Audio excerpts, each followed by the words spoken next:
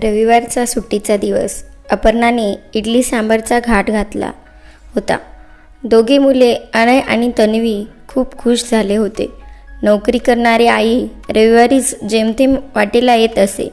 अपर्णा एक आधुनिक आई जी स्वतःच्या करिअरला सांभाळून पालकत्वांची धुरा सांभाळत होती.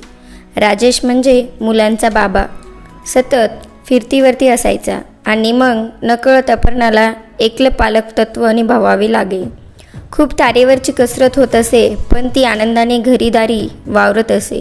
अपर्णा जेमतेम 30 वर्षाची असताना एका अपघाताने तिचे माहेर हिरावून नेले. माहेरातली एकटी लेक जणू पोरकी झाली. तिच्या आणि राजेशच्या आंतरजातीय विवाहाला सासरच्याने अमान्य केले असल्याने तेही दुरावले होते. अपर्णाला नेहमी वाटायचे की आपल्या मुलांना आजी आजोबांचे प्रेम मिळत नाही, जे तिने लहानपणी भरभरून घेतले होते. आजी आजोबां म्हणजे किती विसाव्याचे स्थान असते ना, आणि त्यांनाही दुधावरची साय अतिप्रिय असते. अगदी आपल्या मुलांपेक्षाही त्यांच्याकडे अनुभवांची समृद्ध शिदोरी असते, संस्काराची खाण असते. तिच्या डोळ्याच्या कडा नकळत पालवल्या.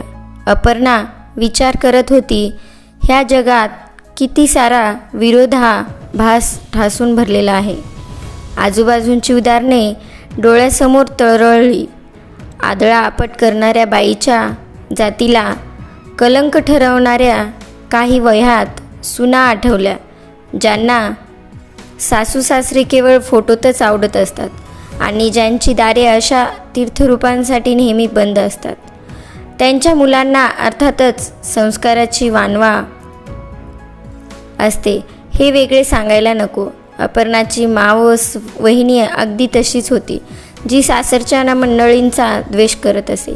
स्वभावाने शांत आणि सोशिक असलेली अपर्णाची अलका मावशी आणि तिचे यजमान सुधीरराव सुनेच्या मनमानीप्रमामुळे त्रस्त झाले होते.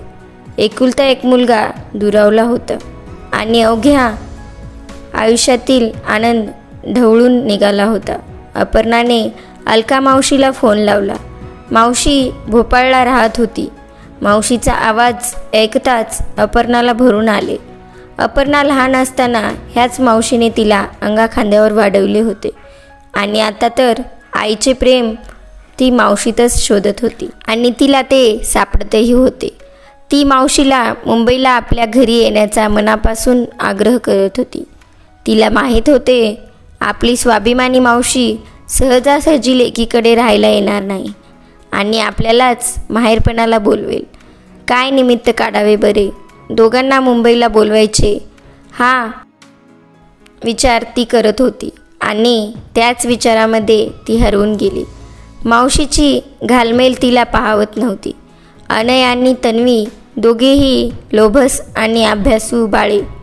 दुपारी शाळेतून घरी आले की सरळ पाळणाघरात जात असत. तिथे त्यांना आवडत नसे, पण नाईलाज असत असे.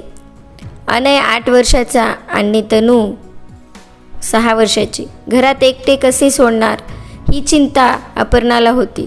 अपर्णाच्या डोक्यात मग मुलांचाच विचार घोळत असे. आज ऑफिसमध्ये गेल्या गेल्या तिच्या हातात एक लिफाफा येऊन पडला. आनंद तिच्या गगनात ॲपमध्ये वाचा.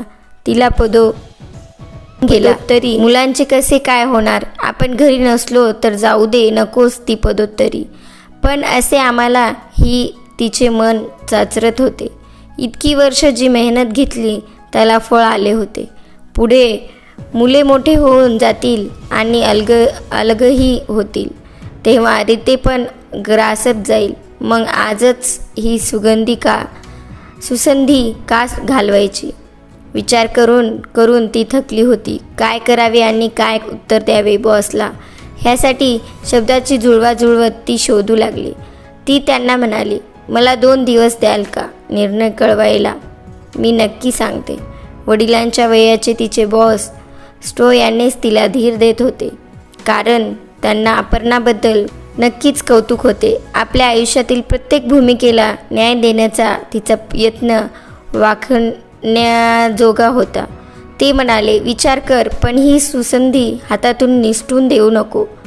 त्यांची पत्नी शीला ही अलका मावशीची वर्गमैत्रीण होती आणि अपर्णाला आपली भाची मानत होती.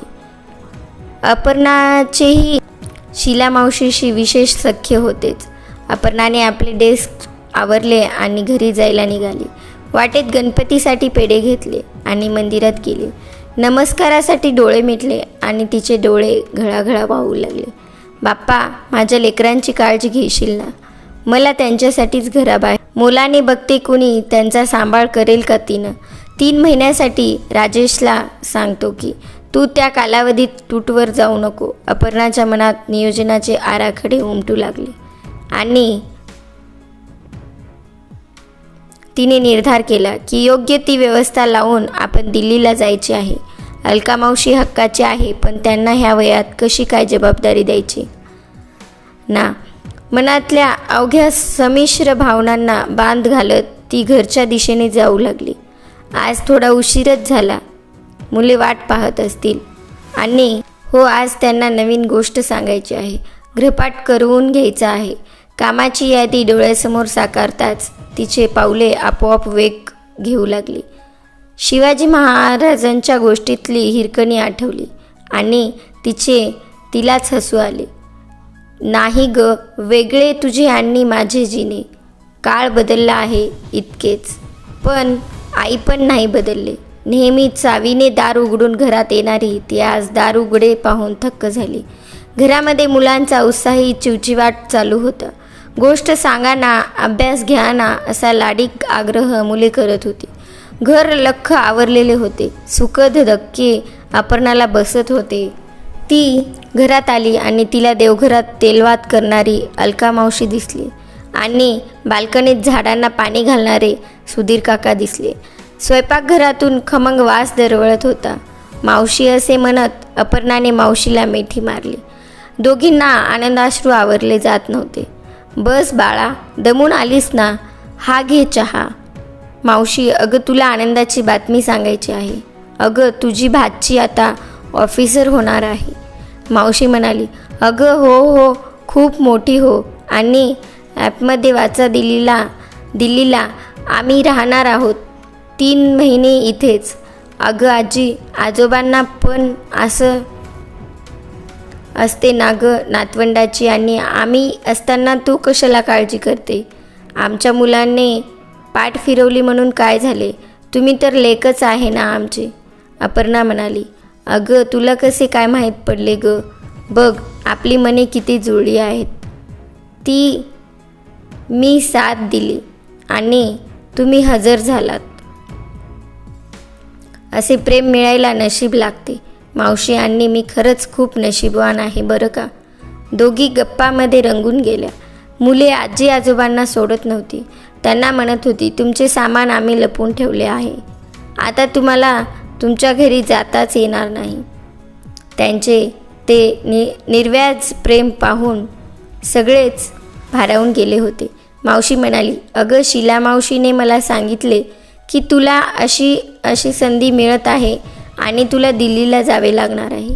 तुझी द्विधा मनस्थिती आम्ही जाणून होतो. मग मीच बॅग भरायला सुरुवात केली आणि इकडे आलो निघून. माझी ताई असती तर तिने मुलांना आजीचे प्रेम कुठंही कमी पडू दिले नसते. पण असो, आता आम्ही आहोत ना. चला रे मुलांनो, शुभम करोती म्हणायचे ना. चला. हां, आणि आता रोज एक नवीन गोष्ट सांगणार हां तुम्हाला. मुले तर जाम खुश होती. अपर्णालाही आज शांत झोप लागणार होती. तिने बाप्पाला हात जोडले आणि म्हणाली. बाप्पा, असे आजी आजोबा प्रत्येक घरात मिळू दे रे. घराचे कसे मंदिर होऊन गेले आज.